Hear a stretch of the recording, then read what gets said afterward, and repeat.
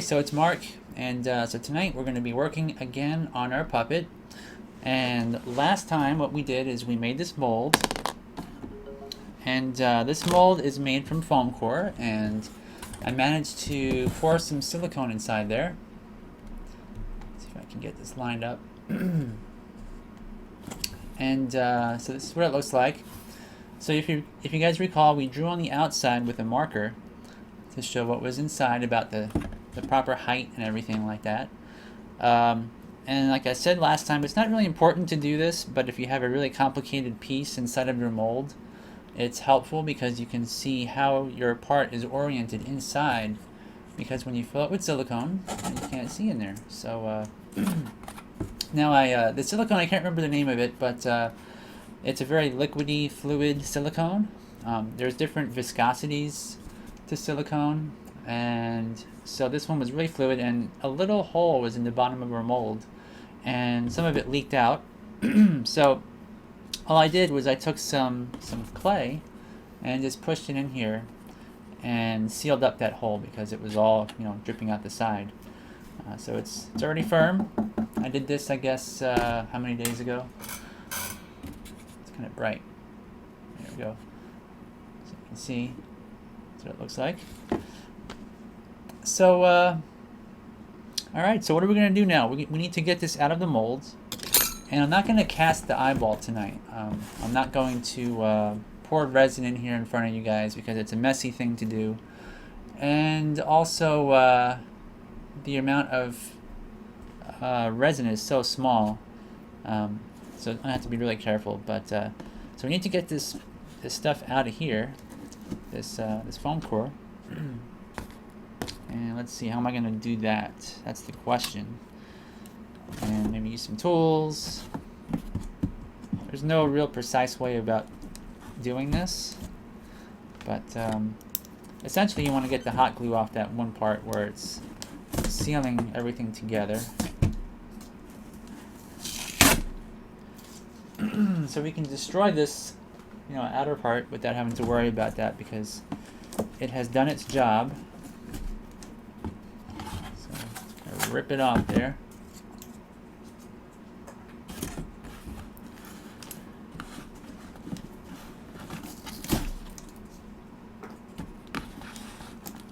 So all it is poster board, so it's not really super hard to do this, but it does take some time. Now, as I start to peel it apart, I don't want to take it all the way off. I want to kind of leave it together like this. And now, this part, like I say, is not super necessary, but you want to take a Sharpie or a ballpoint pen, and when you take the side off here,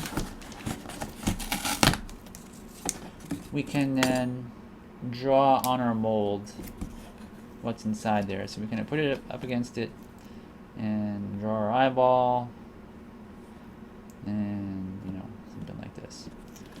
So that serves two purposes. Like I said, if this was some bizarre shape in there, as we're working on our mold, as we're cutting it open, we know the orientation of the part, even without this. And then when we move it around, because both sides are identical, this is the same as that, it's really helpful. Okay, so I'm going to save this. I can use the other side. And so what to do next? Here's the bottom of our mold.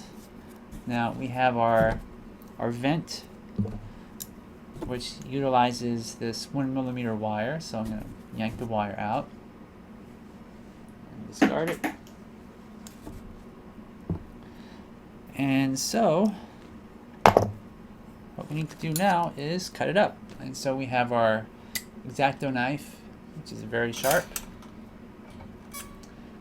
And again, you want to be super careful with this stuff. I did actually cut my finger the other day.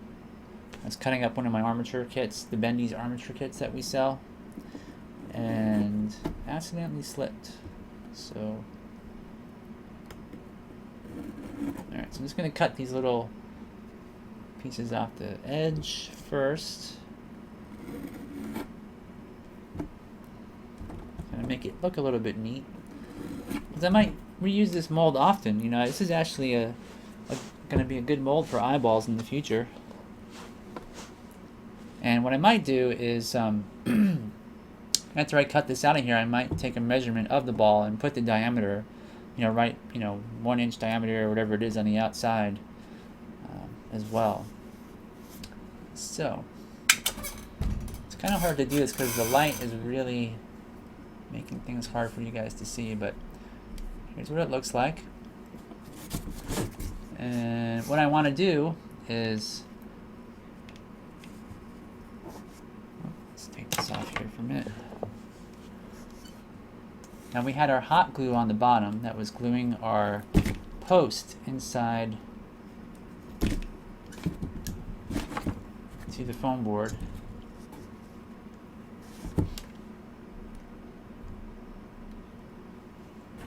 So as I remove this hot glue off the bottom, you can see there's a little indentation where it was. Gonna kind of wiggle it, and there's our post. Now you can see we have a vent hole, which is small. I'm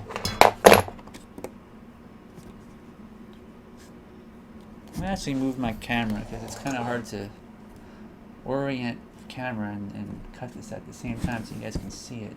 Let's see. So what I want to do is I want to make a line that goes between the vent hole and our main post. Make sure this is focused. So I want to draw a line with my X-Acto right across here, and I want to make sure I don't cut myself. So I'm just going to go in maybe 1/8 or so of an inch deep and make a slit like this. Make sure that it's the same depth all the way across. So I need to kind of make it slightly deeper over here.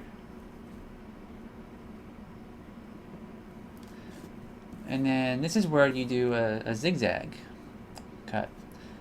And how that works is you want to take your knife and you want to go left, right, left, right, left, right, left, right, left, right, left, right. Just like that. And it doesn't have to be super precise. Now you notice I'm trying to sort of separate the two halves as I do this. And one way to do that is to get a can opener, one of those flat sort of can openers that are have a little bend to them at the end. And usually what you do is you screw it down on the table so that that little protrusion is down, and you can stick your mold in there and pull it open and then cut as it holds it. But this is really small mold, and I don't have a table here to do that, so I'm just going to start at this edge here. Left, right, left, right, left, right. I do apologize, it's kind of hard again for me to angle it so you guys can see. But then when I get between the vent hole and our main post, I want to just go straight across. I don't need there to be any zigzag there really. And again, once I get to the vent on the other side, go left, right, left, right, left, right.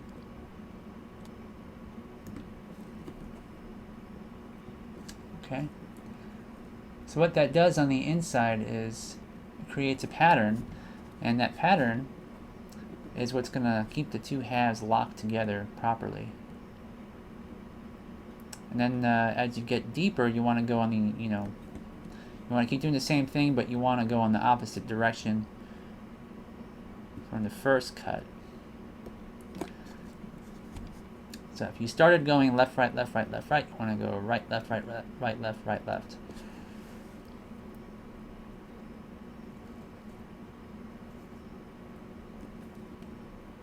And it's not really easy to do that, believe it or not. It's not easy to do.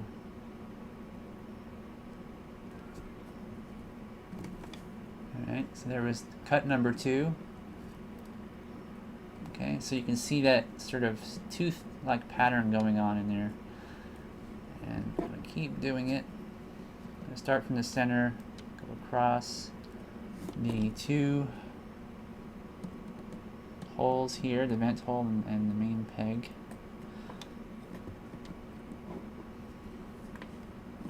Let's see.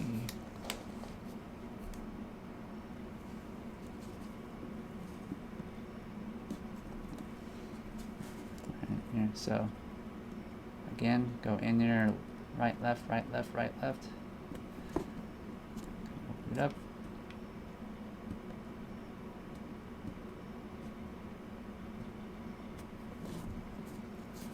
You can do this coarsely or finely, and it's up to you how far apart you want your zigzag to be inside there. For small molds, you can do it pretty fine. It'll work great. For larger molds that there might be a lot of material on the inside, if you're afraid of things not working out for you for some reason, because you're afraid that the mold might bulge due to the weight of whatever you're putting inside, which might be like ultracal or 2-part epoxy resin or plastic resin.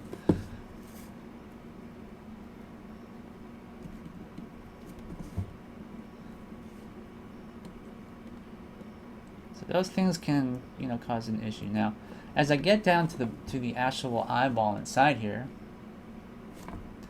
I don't want to have a lot of zigzag lines on the actual ball after I cast it, right?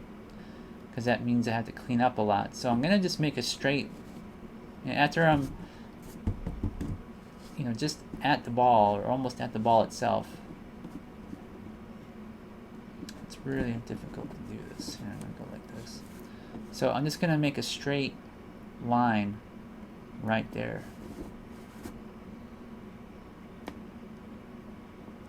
And then as I get away from the ball, I can go back to that zigzag cut.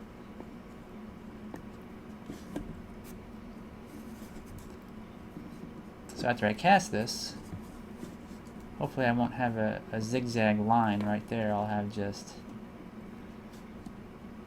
looks like, okay, never mind. The vent's working perfectly, never mind. Alright, so make another straight line where the ball is, and then go back to my zigzag.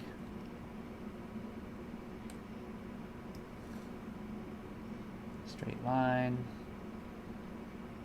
Zigzag, straight line, zigzag. Alright. So now I'm going to look at the mold and I'm going to try and figure out if it's... Let's see here. I'm going to figure out if I can get this out already. And the reason why I'm gonna figure out that part now is because if I can, then I won't have to cut around the ball anymore, and there will be less of a seam line. So I'm gonna see if I can pop it out, and whoop, pops out. Okay, perfect. Now, if you recall, get back your eyeball. Last time when we were making this, we actually had a hole in the center of the eyeball that went almost all the way through the ball. And when I was pouring silicone inside here, the eyeball was facing upwards, and so the silicone had to go down into that hole. And I noticed that when I did that, a bubble formed at the top of the eye because I was pouring the silicone really slow. And when that bubble formed, I realized that the silicone wasn't going down inside this eyeball. And I thought to myself, I could either take a straight pin and push silicone down inside there, and on the inside of the mold you would see like a little stem protruding even further than it is right there in the center of the eye. And what I decided to do is not to fill in this hole because I don't have it here, but I want to take a pin vise and drill out the hole instead of using a cast hole, because this hole is a little bit large for my taste, and when I stick a straight pin inside there to animate these eyeballs, I thought it would be better to just have a smaller hole and use my 1mm pin vise. So at this point, we're pretty much ready to cast this as is. The only thing I'm going to do now is, first I'm going to put this down where I won't lose it. Here. Is the top here. When we pour resin inside here, we want to make sure that the resin doesn't just fall all over the place. And so we're going to make this into more of a cone shape where we have our main pour hole. So I'm just going to kind of go around. And I want to make sure that there's distance between the main pour hole and our vent hole. I don't want to cut in too close to the vent in this direction. So I'm just going to kind of avoid that vent hole as I make this hole a larger cone shape.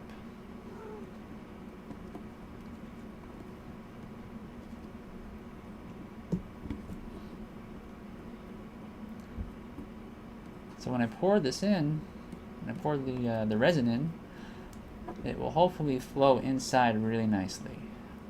Hopefully.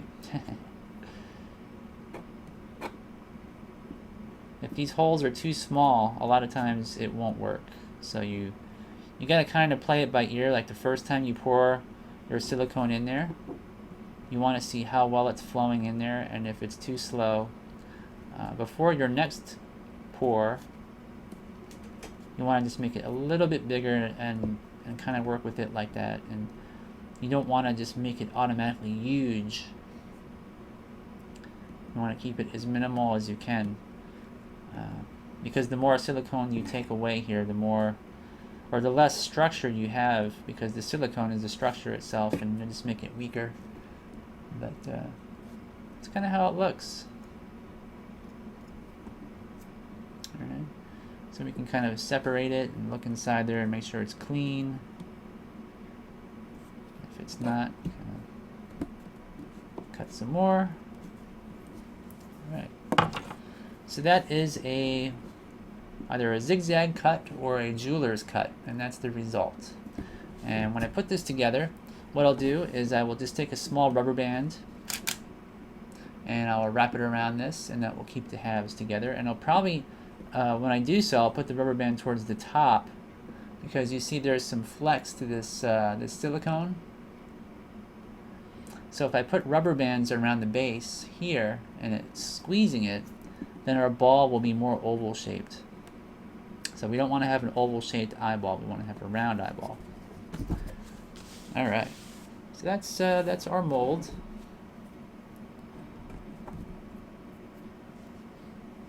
So pretty straightforward, right? And what's next?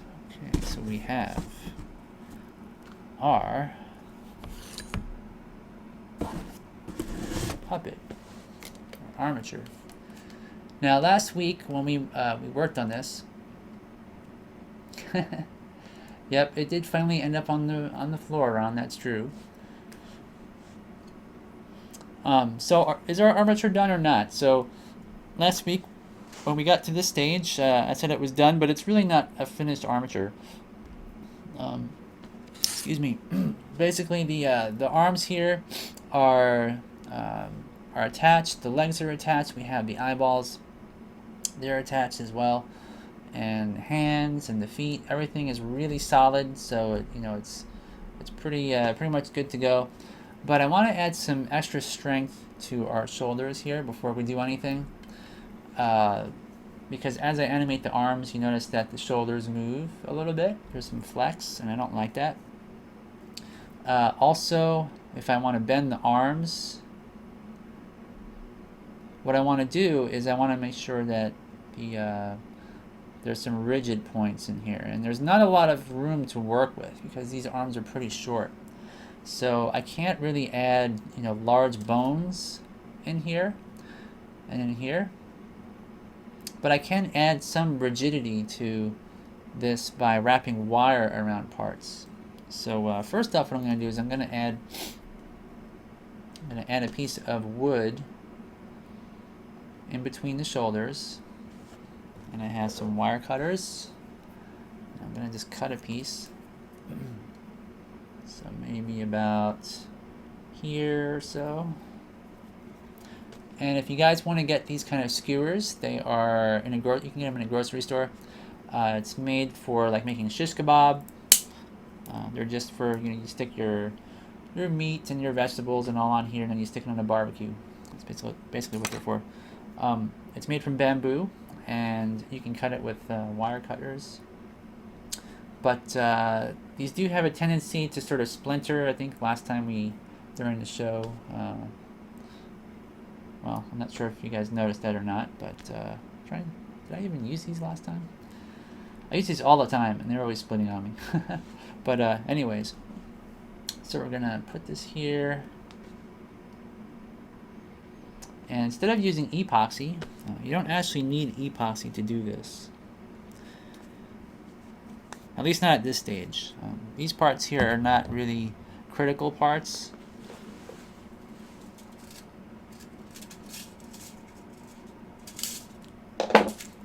So I'm going to take some 1mm wire, and I'm going to start wrapping this up.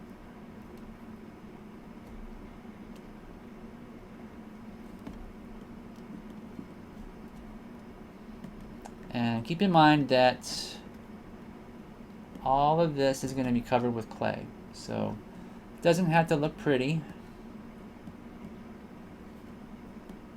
What we're essentially doing right now is making a splint.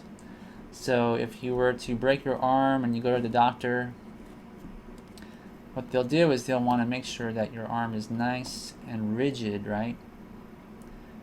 And they'll use like a cast. They can use something like a plaster bandages, or they could use fiberglass. They could even 3D print a splint nowadays. They'll 3D print them. And that's really cool. So let me zoom in so you guys can kind of see what I'm doing.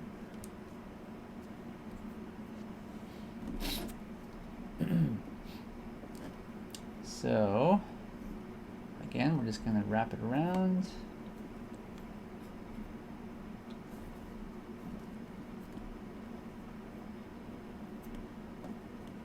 Make a rigid area.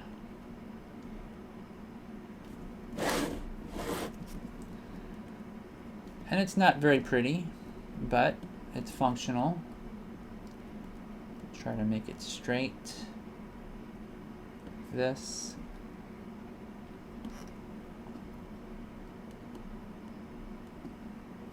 And there it is.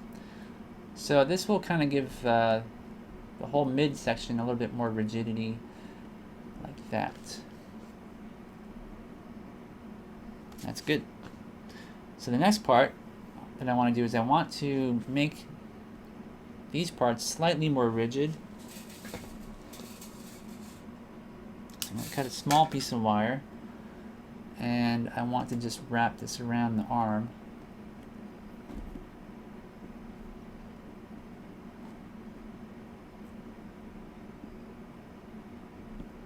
And this is not going to add a huge amount of strength to the armature in any way, but just enough so that when I bend it, it's least likely to bend in this spot. So you see what I'm doing there, hopefully. Take some wire cutters or pliers here.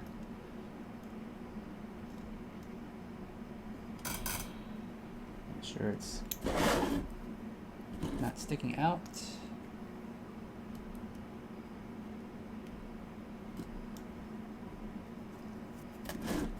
Go around. Alright. So I have just a little twist of wire here. So when I bend the arm, see, it'll hold that shape, which is straight, pretty well. So I'll make another piece. Hopefully not too long. Same over here.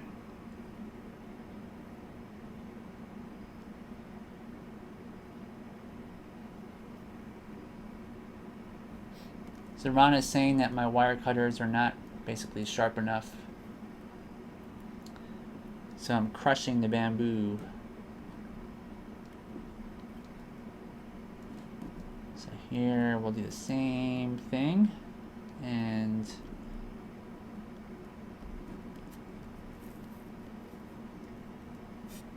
So Beard is mentioning tubing for like hand attachments, so you can remove your hands and whatnot, which is great. Yep, that's more advanced than just wire armatures.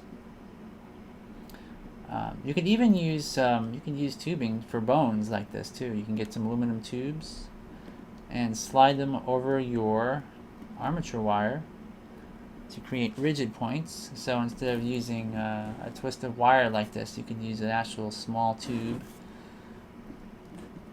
Tubing is great for armatures.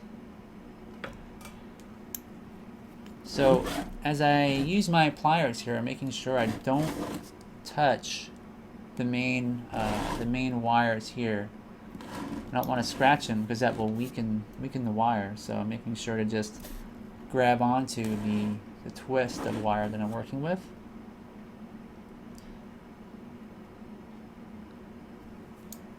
And if you want to avoid problems, you could always take some tape up your pliers so that they're, the likelihood of a scratch is pretty slim. So there we have it. So we have semi-rigid part here and semi-rigid part here. And you'll also notice that the amount of distance between here and here is about, I don't know what that is, maybe 1/4 of an inch, or maybe a little bit bigger. You don't want to make this part here too short. You don't want to make the length of the actual bending area too small, because as you bend it, it's going to make instead of a gradual curve of a bend,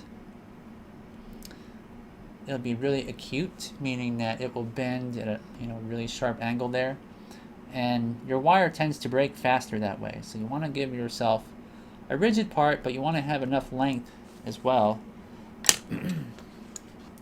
It's something that you learn with experience. I mean, you just look at it by eye and you can kind of tell when it's too small or too large. So here I'm going to make a rigid part for the forearm.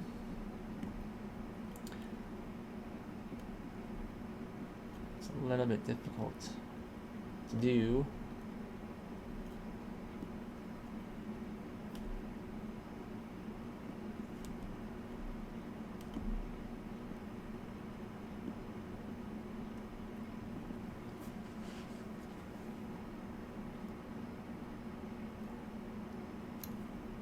I want to slide it up to the wrist, because I don't want this part here to bend. I want this whole part to be rigid.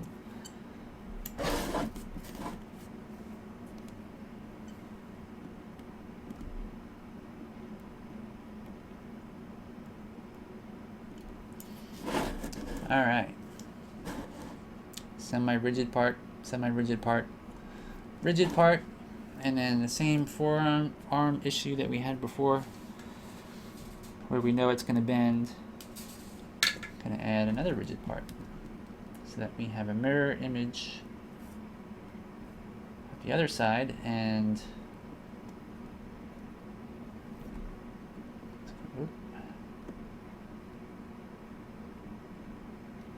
I need to cut my fingernails here, they're getting pretty long.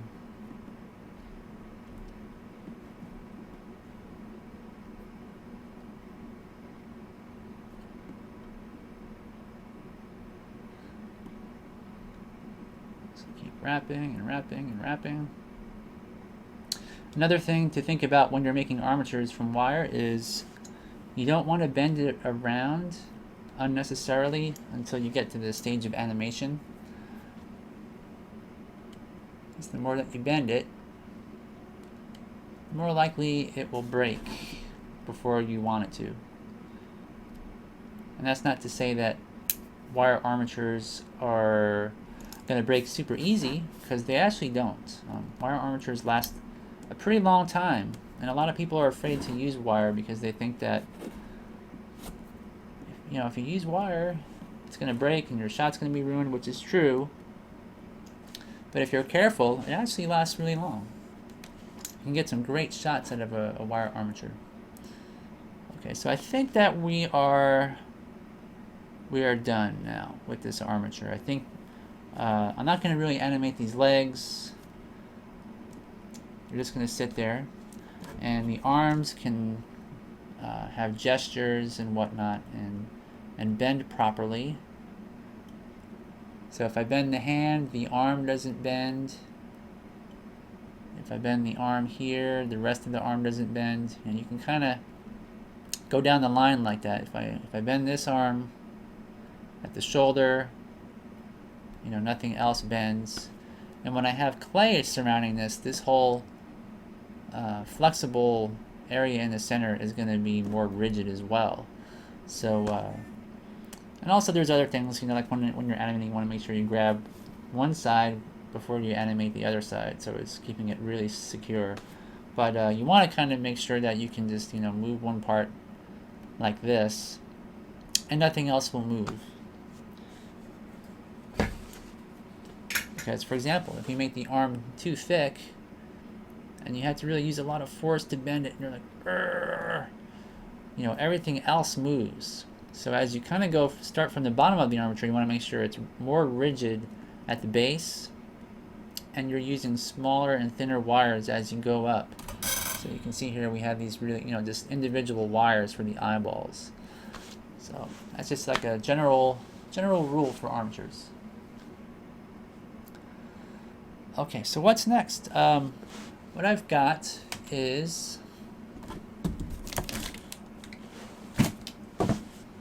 got a couple of things here. So first off, we have our design, and here's the puppet we're going to make, right? So obviously we use Krita, we designed it, printed out too. We use this to lay out our armature by putting lines on our drawing. And this is to scale, so this is the exact same size as our armature. So we measured everything, of course, just to recap, with dividers, and we transferred all these measurements to the wire on our armature. So everything is accurate. So we know that when we add clay, it can look exactly as we designed it. So we have our mold for the eyeballs already completed. So we can cast these 3 eyeballs in plastic resin. And but now what we need to do is we need to build up some clay onto our armature. And there's a proper way to do that. The first thing I want to do is we're going to make an outline on our sketch here. Alright, so I think we'll start here. And I'm going to make sure that the outline stays, it's going to be slightly less in size than our actual character here. So what is this for? What this is going to do is give me a measurement point for adding clay. Zoom in here. So we're going to add scrap clay under our good clay. So we're going to have to mix up some blue clay to match the color that we chose. And I don't want to add clay past these points. I want the like a shell of blue clay to be around all this scrap clay. This is all scrap clay. This is all scrap clay. And we're going to add some scrap clay to this leg as well. To this leg. So kind of like this.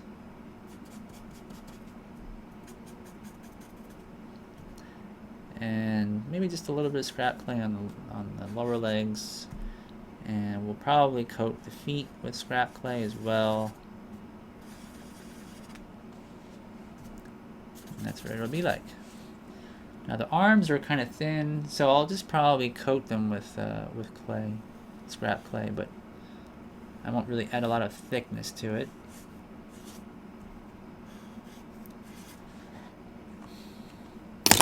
Okay, so that's the plan. And here is my container of scrap clay. So if you guys make a lot of clay characters, there's no reason to throw your clay away. Alright, so what we do is we recycle it. And this is, what I did is I boiled, I boiled some water and I put a pot on top of the boiling water and melted the clay down. So anytime I have scrap clay like this, I'll just melt all the colors together, and this is the result. And I put it in a tin like this, and it weighs probably about, I don't know, maybe 10 pounds or so. Now, if you're making a character and you want them to be blue in color like this, there's some things to think about. If you add lots of scrap clay that is dark in color over your armature, and you make the layer of blue clay too thin on top of this color clay, there's a chance that the color could bleed through onto your nice exterior clay, the good clay that you don't want to disturb. So we don't, like I said, I don't want to make this too big so that the layer of blue clay is really super thin. I want to have maybe, you know, this is about 1/8 to 1/4 inch or something like that of clay over the exterior of this scrap clay. Alright, so what are we going to do now? We need to adhere clay to this armature, and there's a purpose for that. Inside of clay is wax.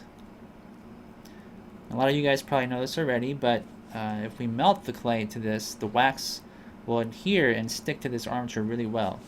So let me get a lighter real fast so I can use my torch.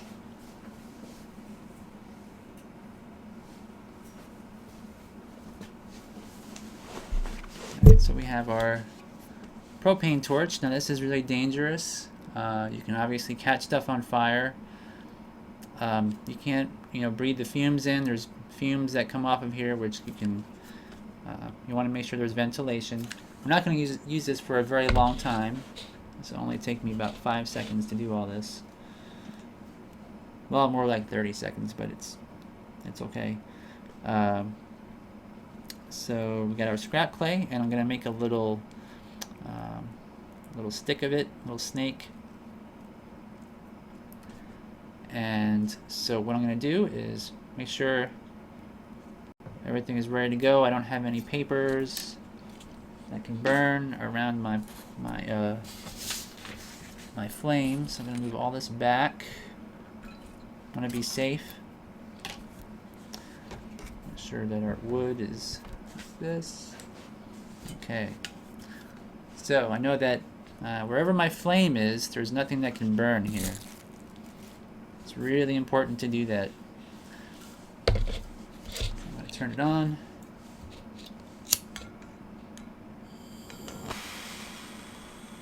Alright. Make sure my flame's not too large. You don't need a really huge flame for this. This would be a really huge flame. Don't do that. Make sure it's as low as you can get it, but not so low that it will go out. So I'm going to take my clay, my snake of clay, and just melt it right onto the surface here.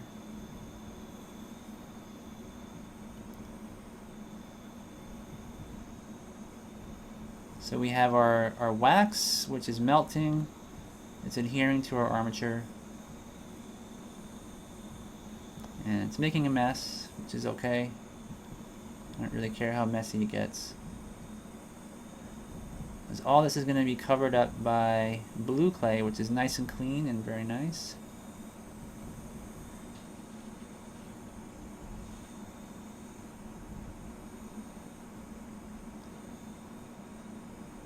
I want to make sure that every area of this armature is covered, especially the parts that will bend the most, like the arms.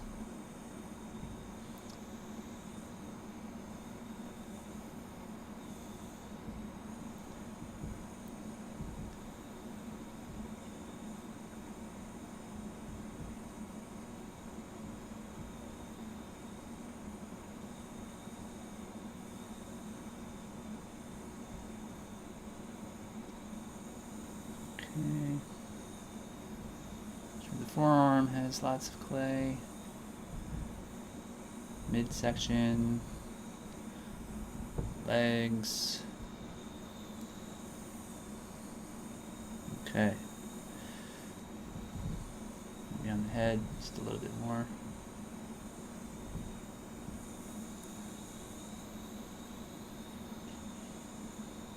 Sure it's good and melted. And then we turn it off.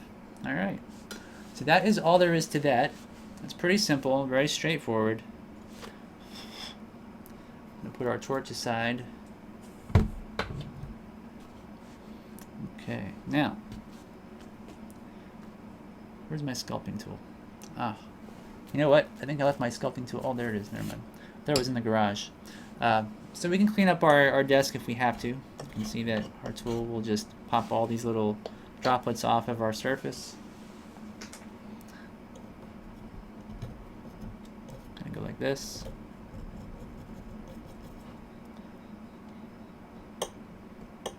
Okay. Now, so why didn't we just take our clay and just push it on the wire? Would that work?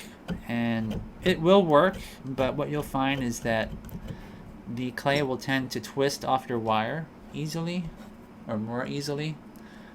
The wax really adheres really great, and as it melts, it also gets into all these little cracks and crevices of your armature, and it really grips on tight. Whereas if you just stick it on, there's going to be air pockets in there. The wax will not molecularly adhere. I mean, if it's a really super hot day or something, it can still make your clay extra sticky, but for the most part, it's not going to be as good as really melting it in there. Okay, I'm going to move this higher. This. Oh, where's my camera? There we go.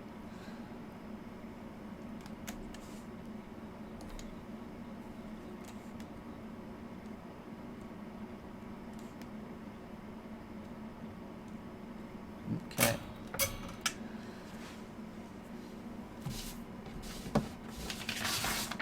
Right, so here's our drawing.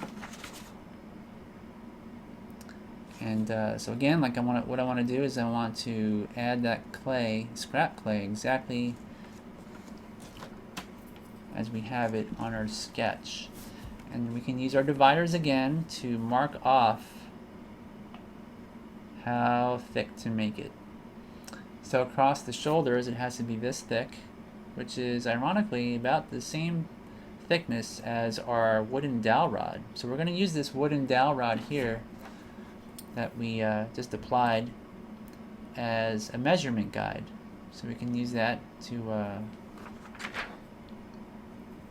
make sure that between here and here we have that amount of width to our scrap clay. Now for the legs, I'm going to make a measurement just where our scrap clay is.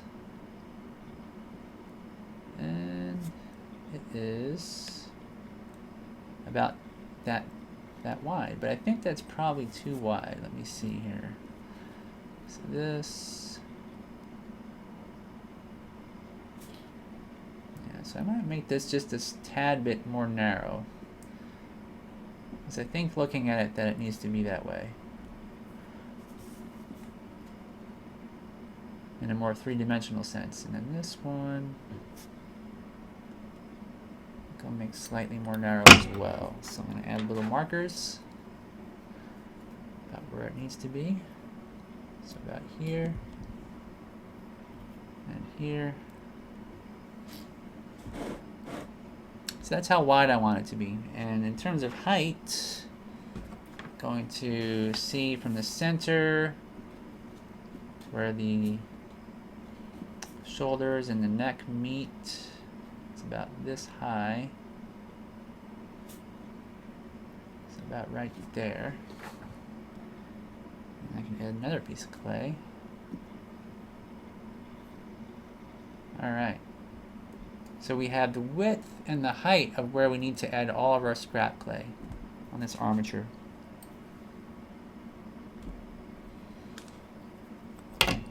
So my tool of choice is a 007 wax spatula. You can get one of these at Berman Industries, Berman Foam, BURMANFOAM.com, and Rob Berman, I think his name is, or Bob or Rob Berman. He's a big guy in the special effects industry, and so he has run a business selling stuff to the special effects community and stop motion community for many years. And so I'm pretty sure they still sell these kind of sculpting tools. Sometimes they call them spoon tools, wax spatulas. It's, I believe, a dental tool. I believe they use this to make dentures, you know, so they... if you go to some place like a dental supply company, they usually have these.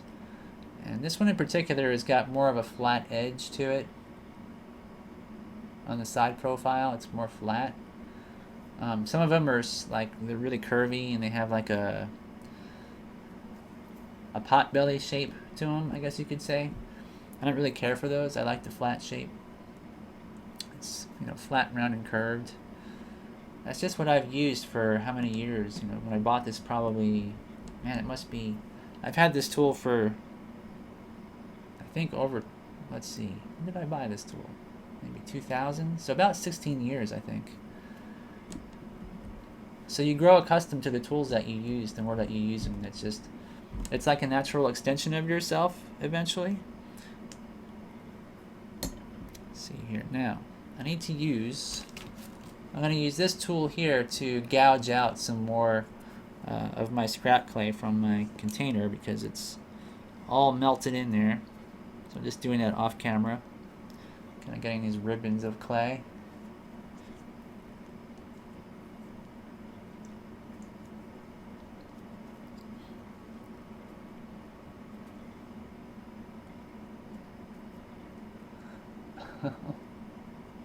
Crodista, how are you? In terms of this being over, let me see, what time is it? Yeah, well, no, we're going to go for a little bit longer. Just going to add the scrap clay to our character. And you can do this fast or slow. If you feel rushed, if you're doing this for a job, a real job, you don't want to do it very slowly. Time is always a factor.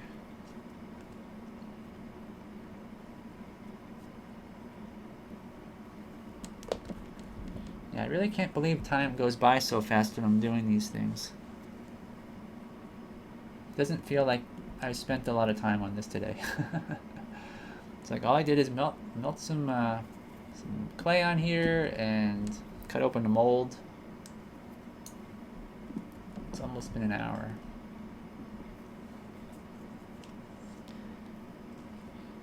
Yeah, so I'll probably go over in time just a little bit so you guys can see how this works.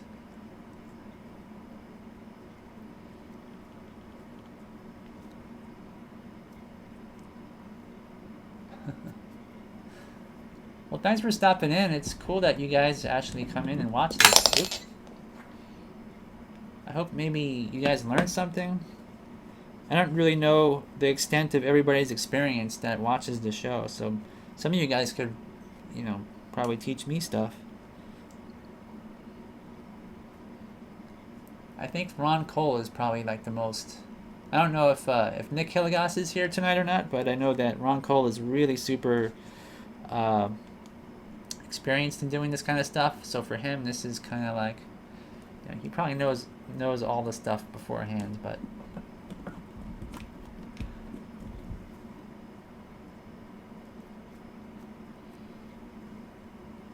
okay. So as you sculpt and you start building up your character,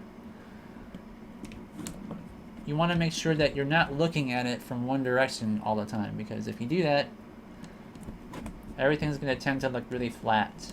So you want to make sure you turn your character on the side, turn it like this and that. Make sure that it looks good from all angles. And this does not really have to look super great, but I don't want to, just throw clay on here. I want to think ahead, because when I add the blue clay on top of it, I want to make sure that these contours underneath are, fairly close to the contours I want in the end, just thicker. That way, if I were to add blue clay on top of this and then realize that I need to remove a big section or manipulate a lot of this clay, I don't want to have to dig into this ugly stuff underneath the scrap clay, and ruin the blue color, which has got to be nice and clean and presentable as a puppet. This is all just junk here. And it's ugly. It's old clay, and not that it's bad to have old clay, but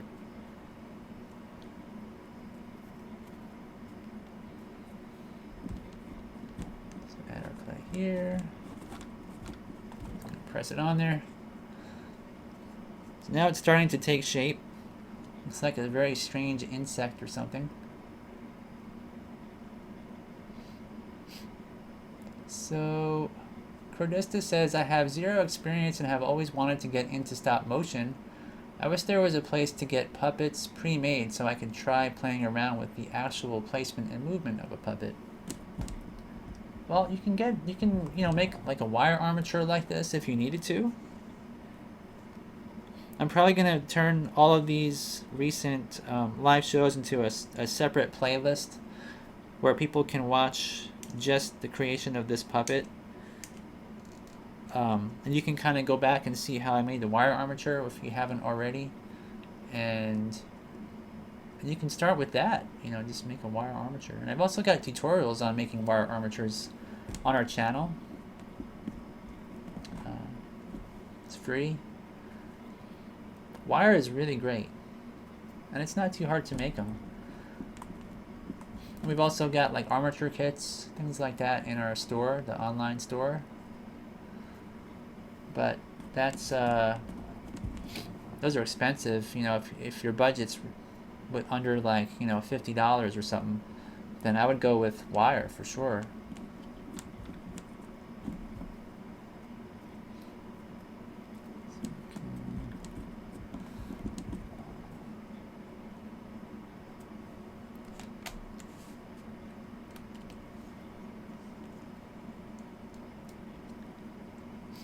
Janet, it's almost 9 o'clock here, 9 p.m.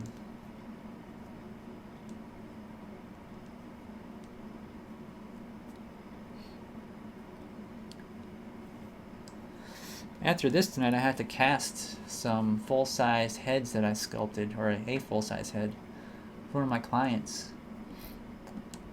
It's going to be fun, because it's the last part in the job is to cast the head. And I want to see if it turned out nice after making the silicone mold, which took way too long to make. I made a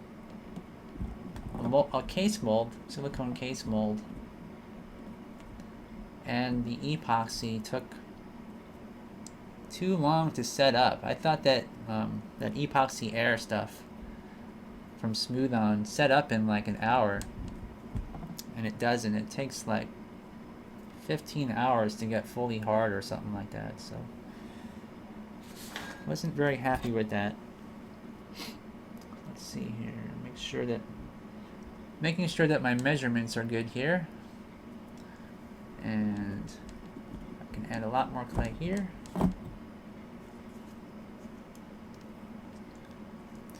So you always want to check your measurements. Like I'm just doing now, is just making sure that the amount of clay is going to be the same as in my sketch, which it's not. It needs to be wider here. Right. So here it is from the side. You can see from the camera how flat it is. I don't want it to be flat. Flat is not nice. give him a little bit of a butt here.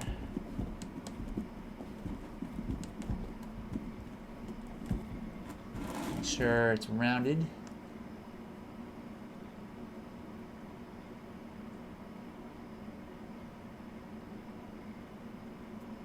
Oh, you know what? Let me do something real quick. I just realized.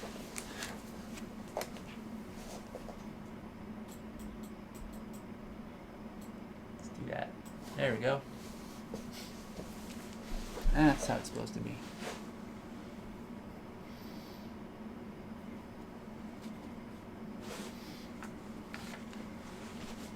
So, nocturnal animation.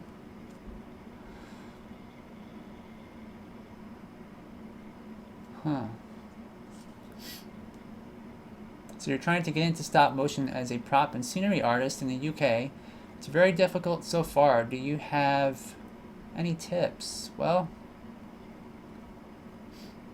I would definitely, make a set of some sort on your own.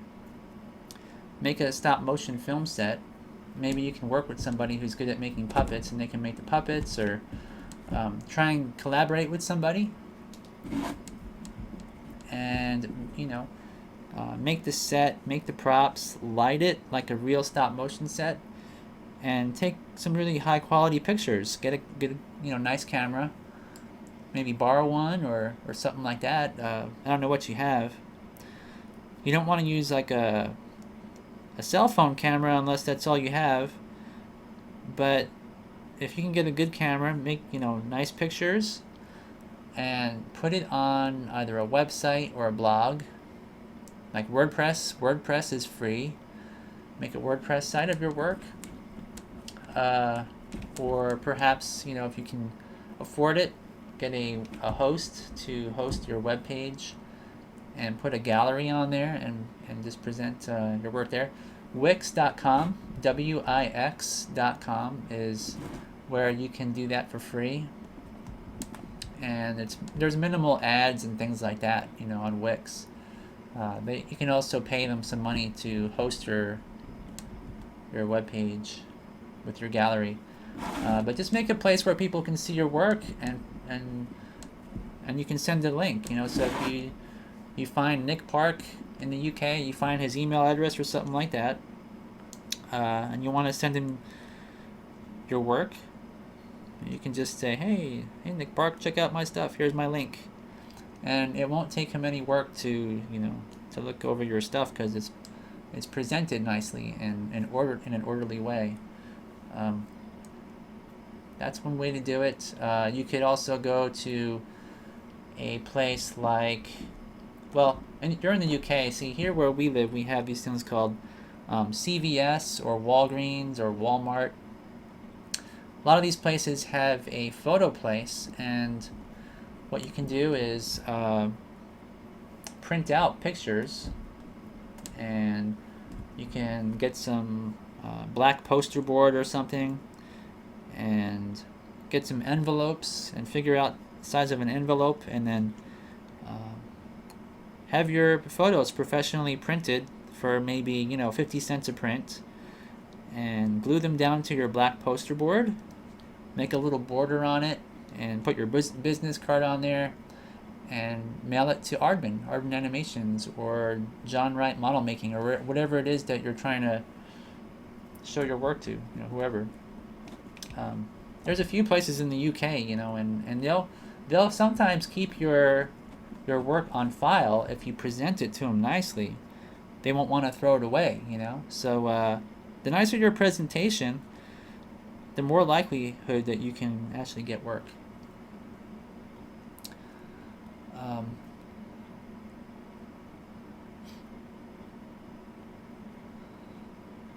And this is not a compass. These are dividers. Let's see, who said that? Yeah, I mean, you can call them a compass, but usually what a compass has is like a little thing where you stick your pencil on there, then you can draw your circle. But these are for drafting.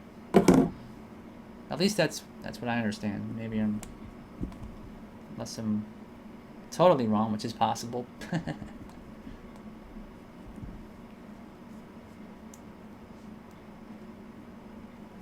They used to use these on old ships. You can tell how far away you are from a certain land mass on a ship by walking these across your map. That's what they used these for in like the 1700s. Calipers? Nope, not calipers. I've got some calipers. Where did I put them? Let's see. Yeah. That's a caliper right there.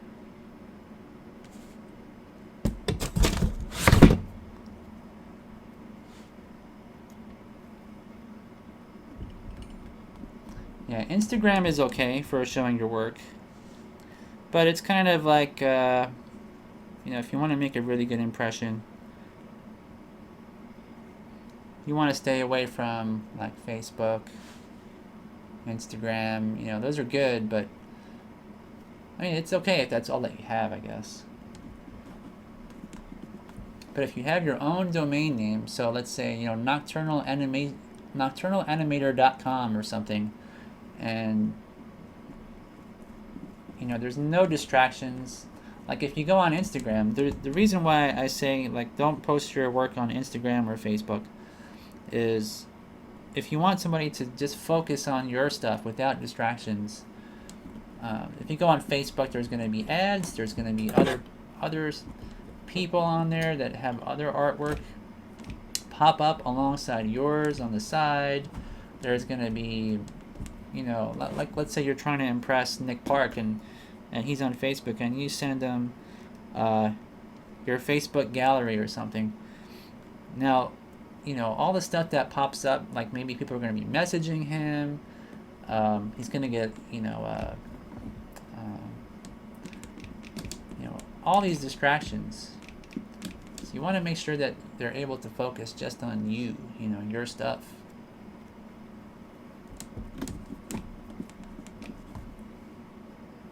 For the most part,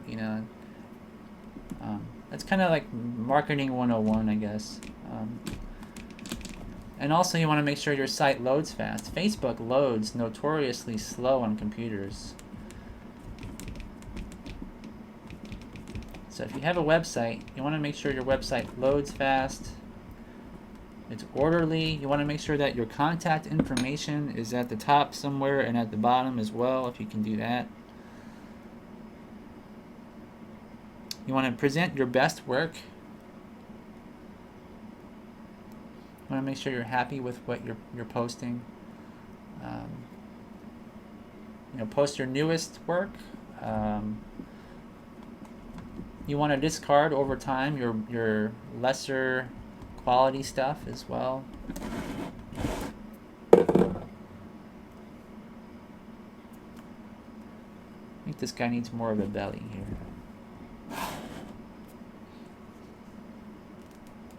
I think it was John Ashley that told me always post your best work.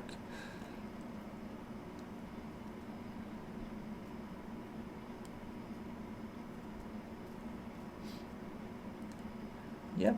I mean, if all you have Beard Botnik is the option to post on Instagram, it's not bad. I mean, the more places you have your work, the better. Honestly, But for finding work, always make sure that you have one place that is really, really good, no distractions, just shows your work, has your contact information, and then physically sending artwork to a studio is going to make the most impact over any emails or Facebook, Instagram, websites. It's always going to make the most impact.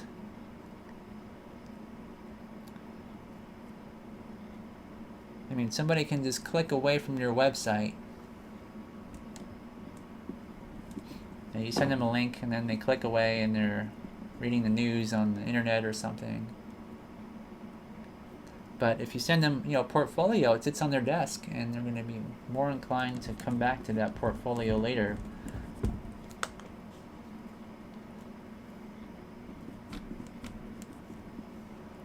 Alright, so let's see here. Definitely need some more mass in the center part here.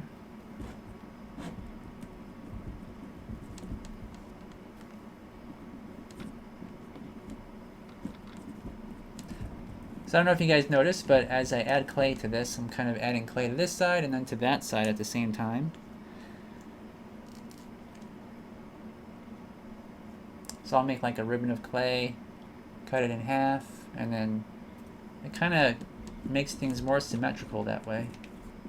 Not perfectly, you know, it's not a perfectly symmetrical piece, but if I were just to add lots of clay to this side and then try to match it on that side, it would be even harder.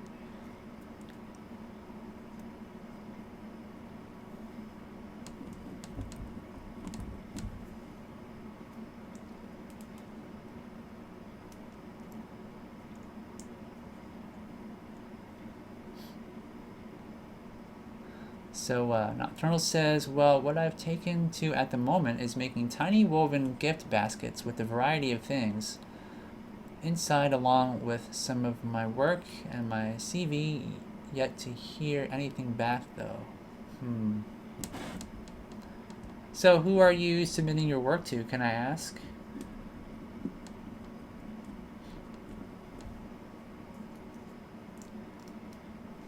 I mean, I'm assuming it's probably Aardman, but...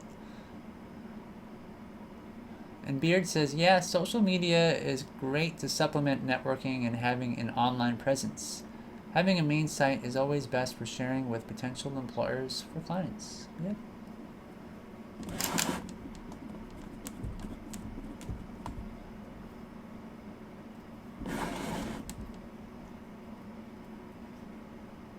Yeah, the more places you are, the better. YouTube is great.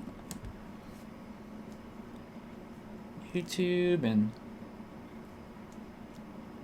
Facebook, Instagram, Flickr was one site that used to be really popular. I don't know if it still is.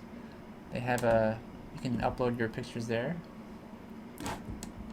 Just keep in mind that if you upload to a lot of places and then you want to update your gallery, it takes a lot of work. Also, you have to remove your old images that you don't like anymore, and you know, if you have it on 10 different places, it takes a lot of work as well.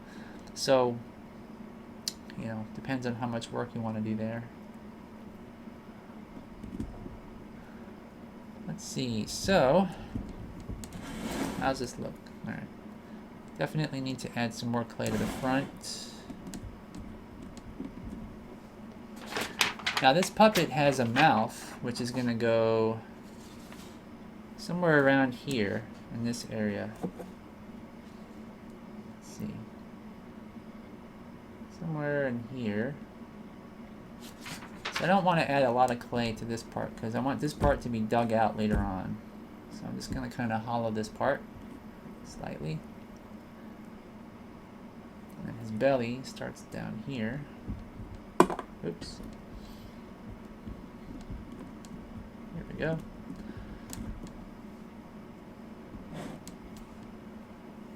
Okay. So I'm going to kind of shape all of this clay that I stuck on here. I'm going to smooth it, get it into shape. And when you have a tool, there's different ways to do that. You can press it, you can, you know, squish it, like sliding the clay across. I tend to kind of, you know, hit everything into place. And I don't really think much about how to do it anymore like I used to. When I first started sculpting, you had to think about how to press your clay and how to smooth it and all that. And when you do it for such a long time, you're not really thinking so much. You're just allowing your tool to kind of go where it needs to.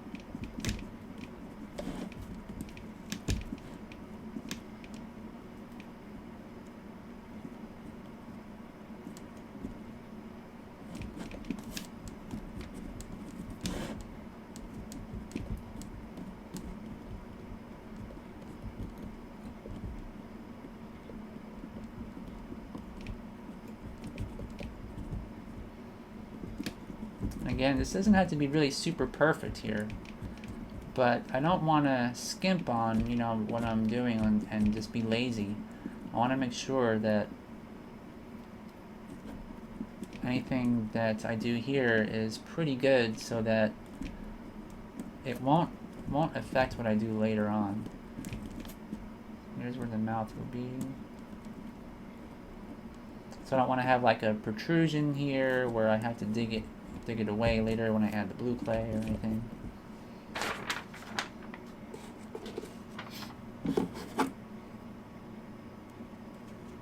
Okay, so let me. It's gonna have to add more to the side.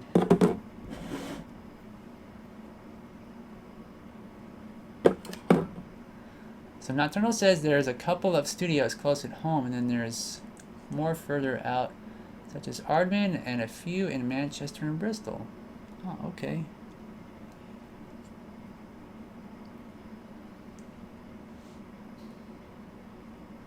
Yeah, I mean, freelancing in this kind of way, where you're doing stop motion and you're trying to get work, it depends really a lot on what the studios are doing and if they need people. It depends on one of the things that will help you is if you get to make friends with people at the studio, like, you know, go online and find somebody that works there and start talking to them. Not in order to use them, but to learn more about what they're looking for. You know, like what's going on at the studio. That information can help you. Like the timing of submitting your work will make an impact on what happens. So if you look at maybe their websites for these studios and they say, well, we're looking for such and such right now, you know, submit your work right as soon as you find out. And also, don't just, you know, send work once. Like if you send them a packet of your pictures so they can evaluate you, don't just send it one time, you know, and then give up and hope that they call you back. You know, revise your work and keep at it, and send more of your pictures, you know, updated pictures. You know, the more professional your presentation is, the better. I mean, nobody really starts out making a perfect presentation. Over time, you kind of learn more, and things become better and better. So it's okay to, you know, resend your stuff. Just don't send, like, you know, every week a new portfolio. You want to wait, you know, at least a few months, right?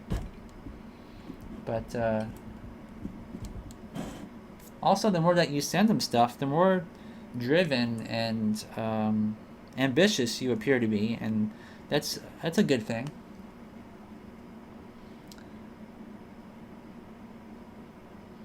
Welcome to the show. Is it Balubo? Balubo? Balubo. Welcome. So you're a stop motion fan. That's cool.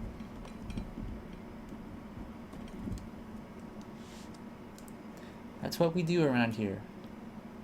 And Fade Unicorn says, when it comes to voice acting, where is the best place to start when looking? Any preferred sites where there are actors looking for work? That's a good question. There's a lot of websites out there. Some of them are really large web pages. Some of them are just voice actors that are doing it on their own.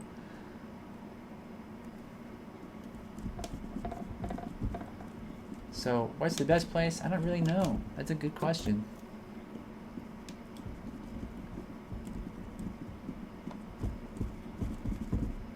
I've worked with individuals mostly, so I can't say like if there's one better place over another.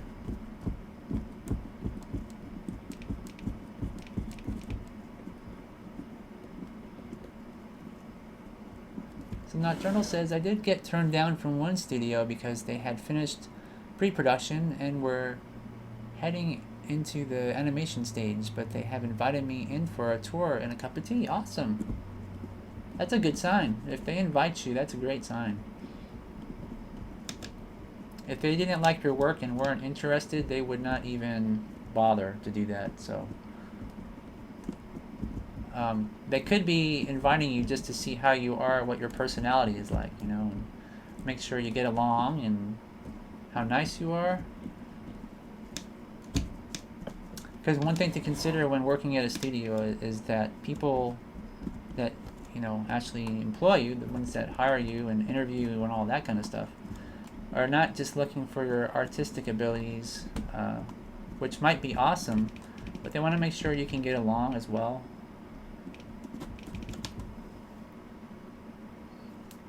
Yeah, because a lot of studios, they hire people, and they learn too that sometimes people can be real jerks. So, I mean, you seem like a nice person, so I don't think you'll have have a problem with that. But that's one of the reasons why they do that. But that's a really awesome sign. I would go and dress nicely. Dress kind of nicely. You don't want to dress maybe in a suit and tie. I don't know. Maybe look at some behind-the-scenes pictures or something of that studio and see what the dress code is, and kind of try to match that, or dress a little bit more upscale than that, and you should be okay. So Beard says, I think there are some voice acting communities online where people are trying to find good projects and stuff. I can only think of Voice Actors Alliance off the top of my head. And this kind of clay, Balubo, is Van Aken Claytoon clay, which is, I don't know where you live, but it's sold in America all over the place. It's pretty popular.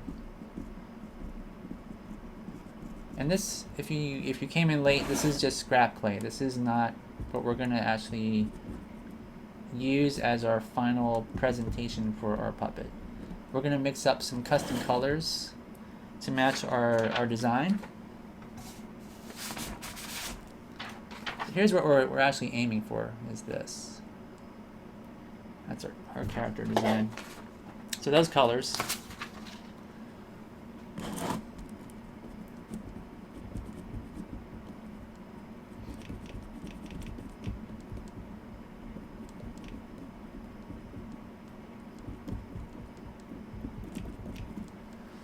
So I know that I need to add a lot more clay because this is looking too small still.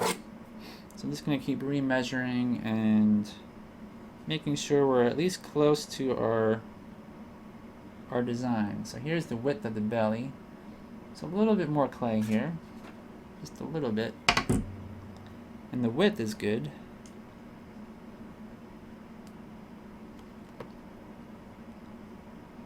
Oh, okay, you're in New Jersey. Awesome, okay. Yeah, you can find Claytoon in hobby shops and maybe toy stores. You might want to check some toy stores. I don't think I've ever seen Claytoon in Toys R Us or any place. I mean, my son is almost 8 years old, so we go to like Toys R Us and toy stores kind of often. And I don't believe I've ever seen Claytoon there. Is that right? Let me see, double check. Just a little bit wider. Yeah, sure, Nocturnal. Good luck. I hope that you get a job doing what you want. That would be great. I mean, I haven't seen your work, but it sounds like, you're somebody that a studio would like to check out and, have a cup of tea with.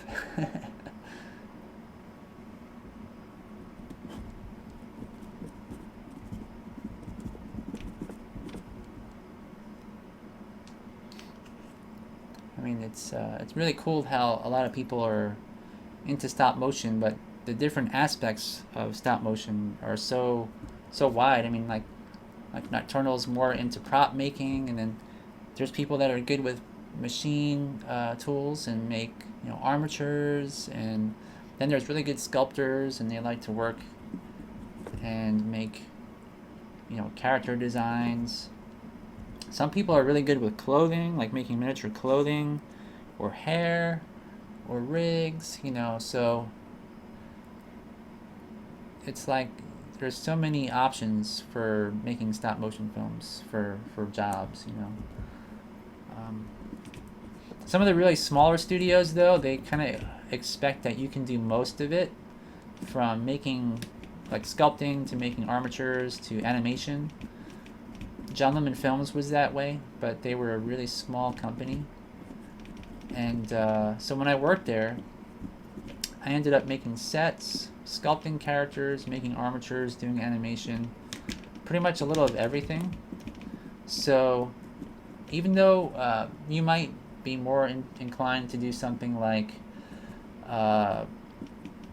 making miniature props and things, if you have any kind of sculpting ability and you can do a good job, you might want to throw in a picture or two of something you sculpted, just so that they can say, well, this person's really good at props, but they can't sculpt, and then this other guy is really good at making props, but they can sculpt. You just kind of give that studio more options too, like where they can fit you in. Because one of the things that I did when I went to Phil Tippett Studios is I wanted to get a job there, and I had a portfolio, but my style, of course, is clay animation characters that are kind of cartoony, and they're more realistic. And so one of the things they thought, well, we can't really fit Mark Spess in because his style is not really the same, and he's kind of new to stop motion, because this is going back many, many years ago. And they asked me, do I know how to make molds? And I was like, no. But if I had known how to make molds, I might have actually gotten a job at Phil Tippett Studios. So anyway, you might want to keep that in mind. The more talents you have, the more you can show off that things you can do, and it helps. It's like having a high school diploma versus maybe a GED or some higher educational certificate of some kind. Those things help. Not always, but the more advantages you have. So Beard is saying, sometimes I'm tempted to get a mini fridge to store clay characters in. I'm working on it. Sometimes the weather here, it just makes it practically melt in my hands. Yeah, it's getting a little bit warm in here too. My clay is getting soft. But I can work faster that way, which is nice. At least at this stage.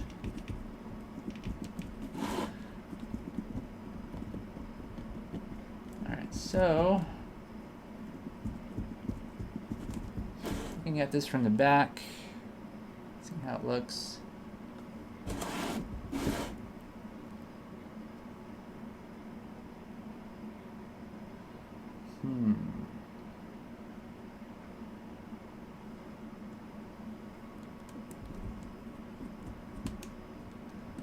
So now I'm going to just add a little bit of clay to his legs.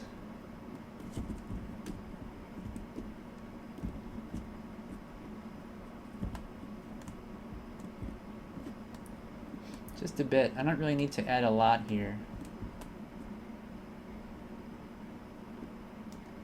I'd rather add almost all blue clay, actually.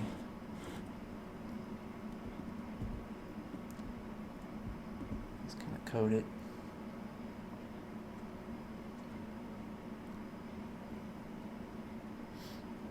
So Janet says, I hear from one animator that sometimes animators from Disney are too ambitious and don't work good as a team. Well, that's possible. That happens. Sometimes, if you have a lot of creativity and you want to do things your way, and not what the director says, you can end up in trouble.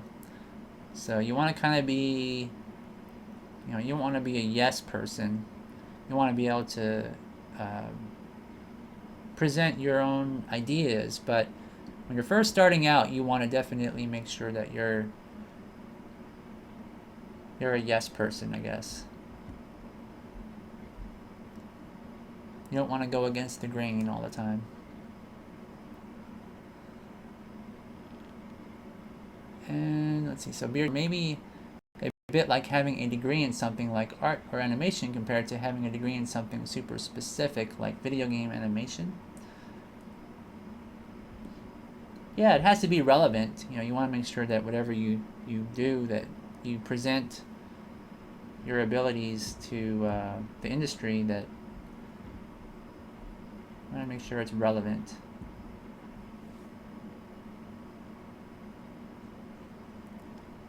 Alright, so yeah, this is looking pretty much like it's supposed to. Our scrap clay version of our puppet, in which we'll build up nicer clay over. And let's see here.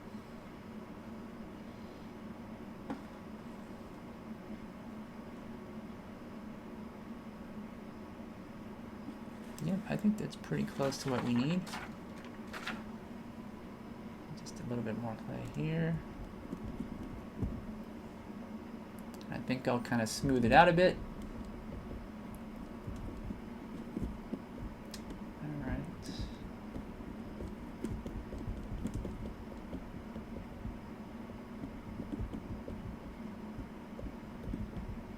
So what do you guys think? Does that look kind of crazy?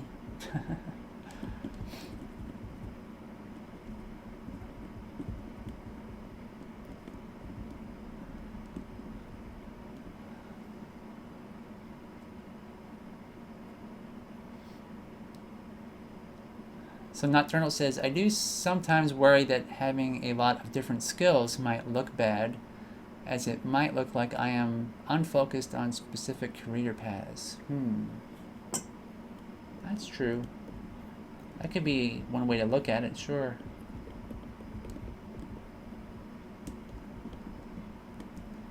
It depends really on the studio. You want to kind of cater what your presentation is to each studio. Learn all you can about them. See maybe what other people are doing at the studio. Like, are they specifically just a mold maker? Are they specifically a prop builder? Or is it a small company where they need that flexibility, where you have to have many skills? Like, if I were going to try to get a job at Aardman, I would definitely be very focused, for sure. Because they have people that are just all one specific thing. Like, they are just an animator, or they are just a mold maker, or just an armature maker, or like John Wright model making. They are just one specific thing. So I would present myself in that same fashion. And then if they are, like I say, a brand new company and they've only got 5 employees and they're competing against these bigger companies, they can't really afford to have specific people in there. Like, they can't hire a team of mold makers, like 10 mold makers for something on a small project. They had to be financially able to compete at that scale. So they're going to hire somebody that can do all kinds of stuff, right? So it really depends. It really depends.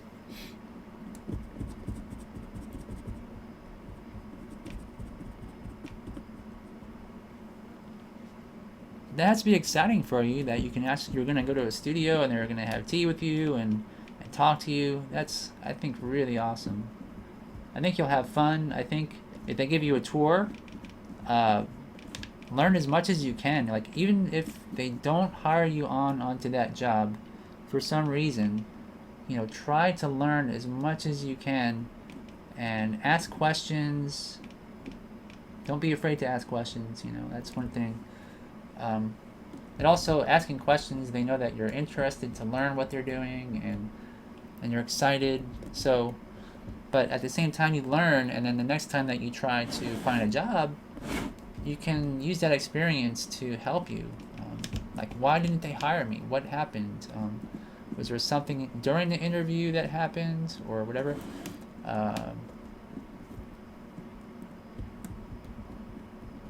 And don't get discouraged. You know, don't just give up. Like, if they don't hire you the first time, don't be afraid to go back, or ask to go back within a reasonable time frame. You know, or ask if you can meet them, or you know, one thing I could tell you, if you go there, bring some of your actual work with you. You know, bring some of your props that they can hold in their hands and show everybody. That'll help you a lot. It'll help them because, you know, they can see exactly what you're doing, and hold it in their hands, see how you constructed things.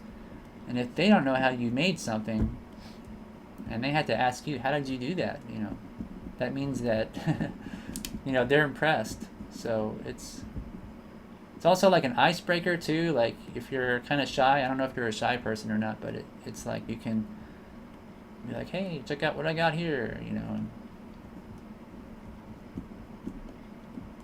And also, you know, if they give you feedback, they can tell you, oh, this is nice, but you know, you might want to try it with this material or that material or something.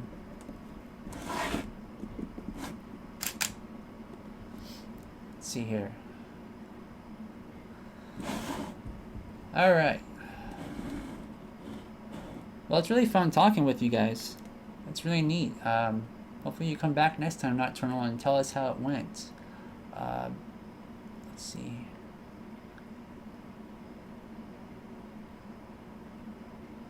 Yeah, I think we're done now. I think that this is close enough to where we can start adding our nicer clay on top of this next time.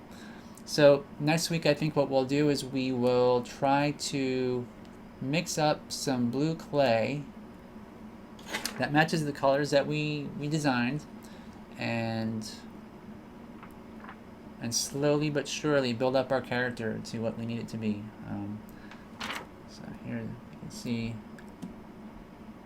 clay is stuck really well. It's melted on there. We can animate this. And you can also see how when we added that wooden piece through the shoulder and added all this bulk, this clay on top, how it behaves, and it works really well. So I think animation-wise, this will work great. Really happy with that. And we have our eyeball stems here, which we will cut down when we stick our eyes on there and everything. Let's kind of go over this, maybe smooth this slightly more. But there it is. All right. So Nocturnal, you're asking, let's see here. Is 1 hour a reasonable time frame? For what? For your interview or for our live show? I think we could, you know, we could keep going, but I do have work to do, so I can't. As much fun as it is, this is going to be a cool character when it's done, I think. All right. So anyway, guys, thanks for stopping by. Let me go over to my computer.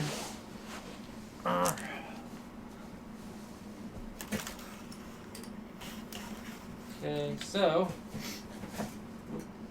sorry, cat.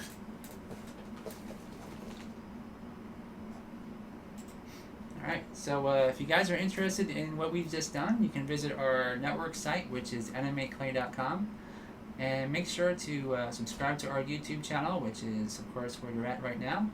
And you can find us on Twitter at AnimeClay. And on Facebook is AnimeClayFan. And our intro music was provided by Monster Cat. See you guys all next week.